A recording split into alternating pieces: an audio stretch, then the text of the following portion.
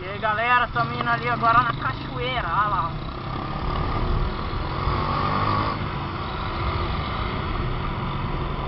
Estamos eu, minha gata, Fabiana. Ai, a lombada. Olha a escolinha aí, ó. Castelo Rá-Tim-Bum. É o Castelo Rá-Tim-Bum. Quem não conhece, fica aqui em Ituverava. Chegamos, essa aqui é a cachoeira.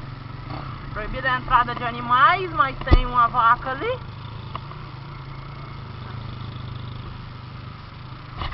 Chegamos, estamos nos apropriando do lugar.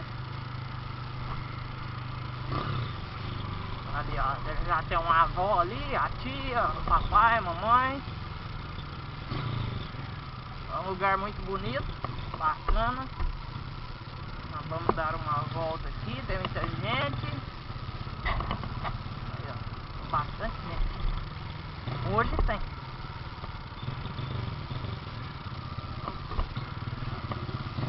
Olha lá, os menininhos brincando, a família fazendo churrasco.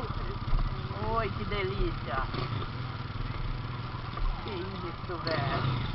Chegamos! Olha lá!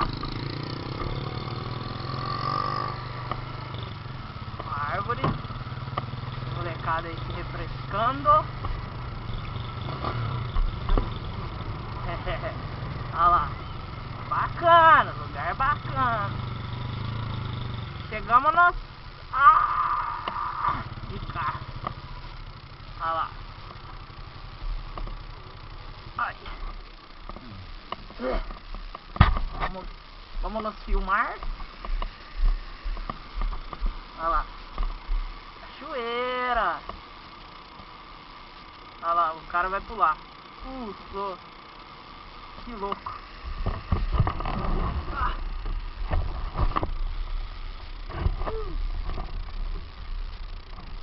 Estamos nós aqui, todo mundo reunido nesse ambiente familiar. O povo do gueto fazendo um churrasco ali.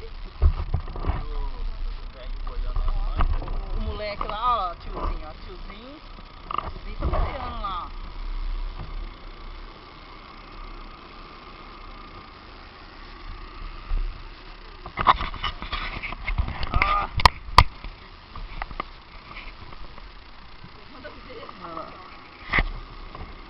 É que desliga a tela dela, cansa.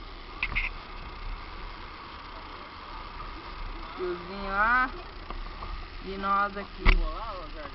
Filmei! Olha o vovozinho lá de novo, ó. Dá um naipe no vovô. O vovô tá boiando, aí vai entrar embaixo da cachoeira. Olha lá, olha o vô lá, ó, jogando água com a boca, fazendo uma cachoeirinha, ó. E vamos nessa.